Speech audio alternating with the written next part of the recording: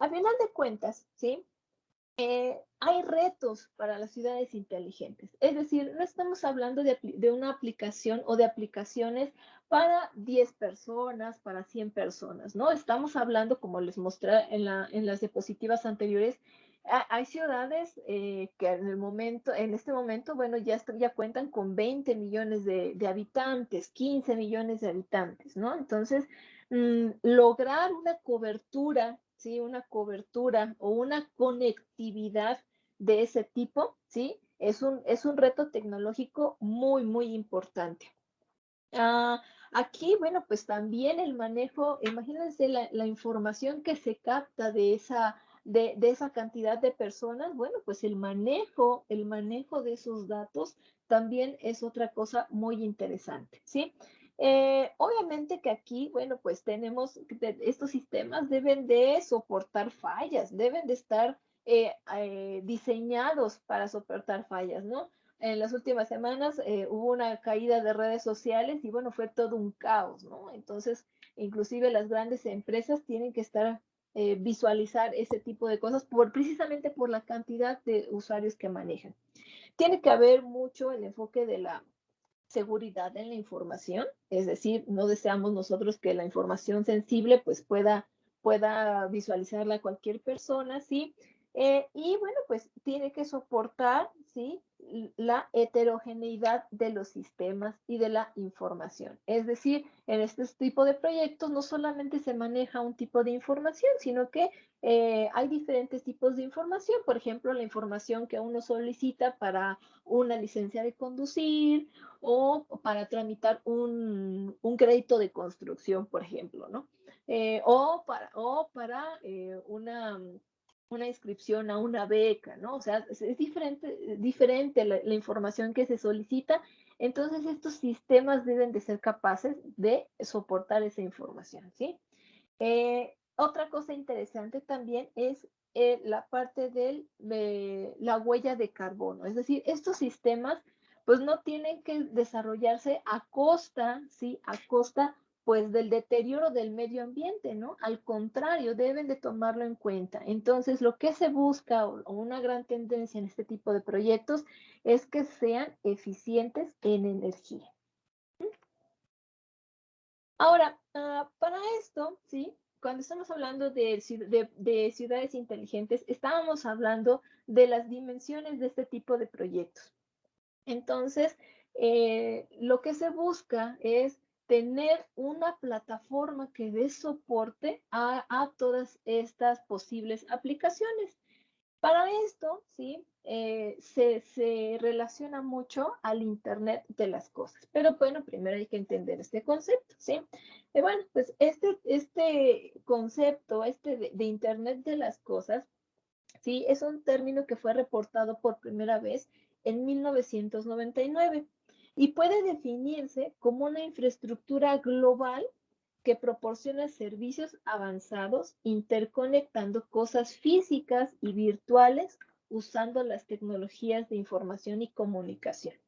Ajá, entonces, es importante, ¿sí? Es importante mencionar que lo que proporciona el Internet de las cosas es esta plataforma, ¿sí? Que nos va a ayudar, ¿sí? Precisamente a interconectar estos objetos. Este concepto también es muy interesante porque al principio, o bueno, no al principio, de hace unas cuantas décadas, bueno, lo que se buscaba era conectarse o buscar la conexión entre personas. ¿Por qué? Porque, bueno, estas personas tenían la necesidad de comunicarse, ¿no? De transmitirse información. Sin embargo, bueno, pues ahora, ¿sí? Con toda esta modernización y este avance tecnológico, lo que se busca es que ya no solamente las personas se comuniquen, sino que ahora también los objetos, ¿sí? De esta manera, ¿sí? Entonces, Internet de las Cosas permite que los dispositivos se comuniquen entre sí. Ajá. ¿Y cómo lo van a hacer? Utilizando dispositivos integrados y redes de sensores, ¿sí? Entonces, que a final de cuentas, ¿sí? A cada uno de estos objetos se le va a dotar de cierta inteligencia, ¿sí? Y de capacidades de transmisión y comunicación. Ajá, entonces, aquí lo que nosotros estamos viendo es que, pues gracias al desarrollo del almacenamiento en la nube, el incremento de la capacidad de almacenamiento en servidores, la eficiencia en el procesamiento, ajá, y junto con la reducción del costo de fabricación y desarrollo de los sensores, bueno, pues este tipo de aplicaciones puede ampliarse y puede beneficiar a muchas personas. Ajá. Entonces, de manera general, se proyecta que el número de dispositivos inteligentes alcance alrededor de los 75 billones, ¿sí?, de dispositivos para finales del año 2025. Entonces, aquí es decir, bueno, pues, ¿qué tipo de redes de comunicaciones son las que vamos a requerir?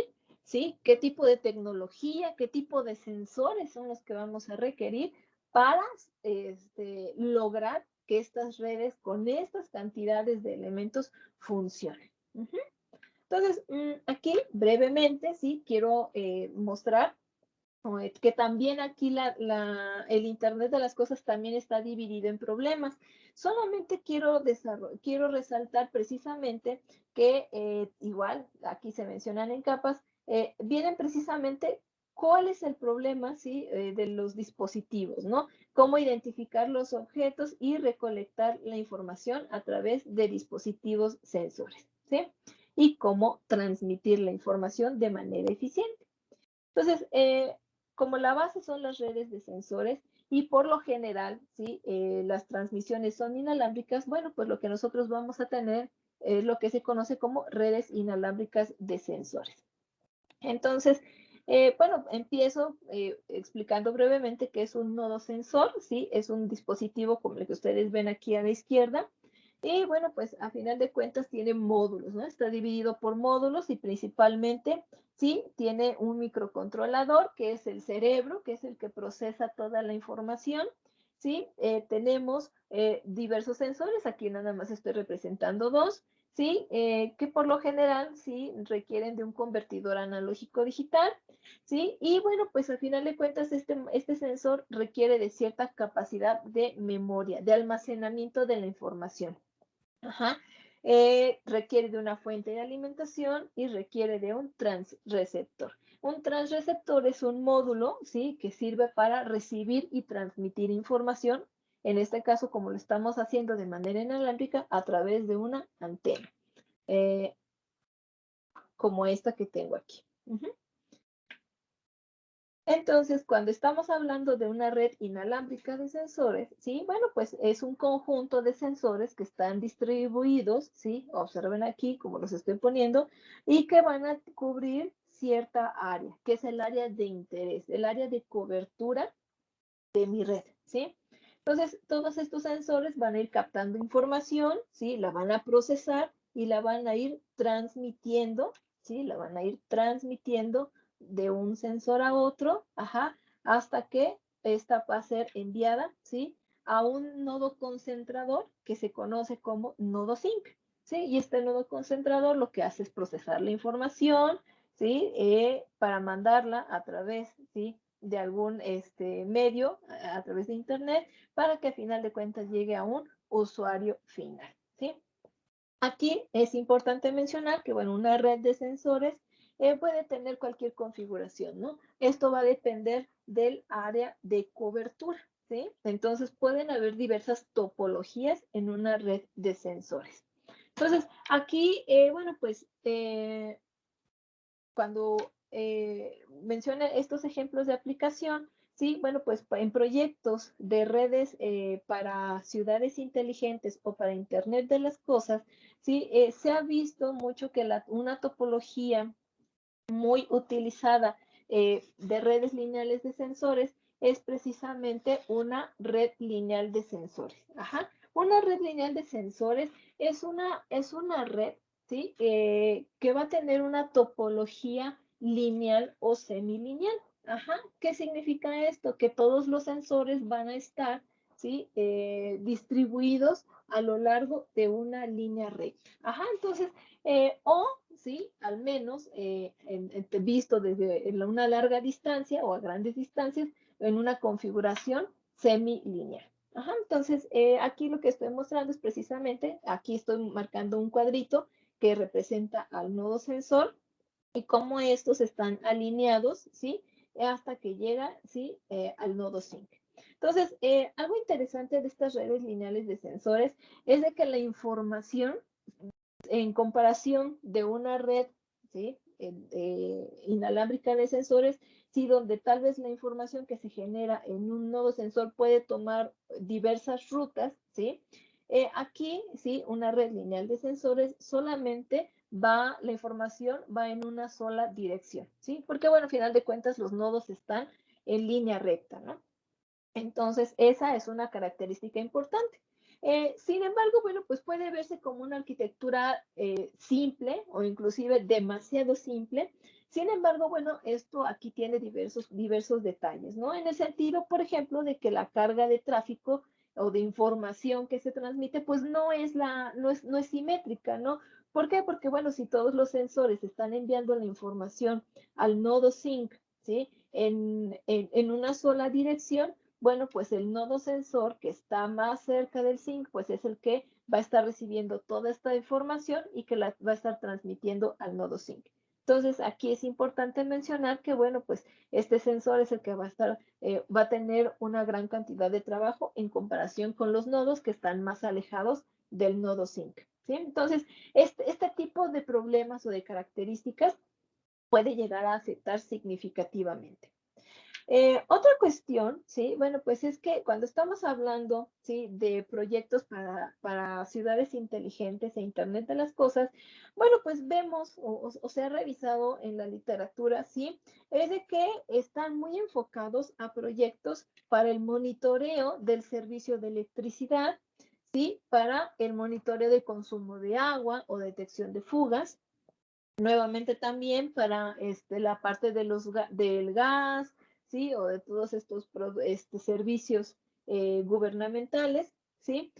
También, ¿sí? El monitoreo de servicios sanitarios, ¿sí? En este caso, por ejemplo, recolección de basura. El transporte, ¿sí? El transporte, bueno, en este caso la Ciudad de México, bueno, el Metrobús, el metro, ahora el cablebús, ¿sí? Y las principales avenidas. Entonces, se ha visto que esto tiene se ha potencializado mucho el uso de redes lineales de sensores en este tipo de aplicaciones, ¿no?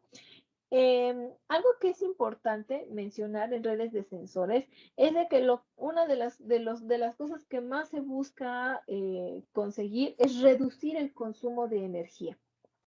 A veces estos sensores están instalados en zonas donde no son de difícil acceso, solamente se puede colocar una vez el sensor y, por ejemplo, una tubería, ¿no? Subterránea, bueno, pues ahí se coloca, ya se pone el sensor y, bueno, se tapa, ¿no? Se llena de tierra y ya no es tan fácil volver a decir, pues cambio el sensor, abro la calle y otra vez lo cambio o alimento la batería, ¿no? Son de difícil acceso, a veces es muy difícil o imposible sustituirlos. Entonces, el consumo de energía es vital cuidarlo en una red de sensores. Entonces, en la literatura se ha visto, ¿sí? Que hay técnicas que sirven para cuidar el consumo de energía. El consumo de energía está dominado precisamente por las transmisiones inalámbricas, ¿sí? De todos los módulos de un sensor. El módulo de transmisión y recepción de información es el que consume más energía. Entonces, se ha visto que hay que buscar técnicas para que yo pueda transmitir y recibir eficientemente, pero sin tanta energía. Entonces, ahí es donde entran los protocolos de acceso al medio, es decir, que son reglas que nos definen, cómo hacer estas transmisiones eficientemente.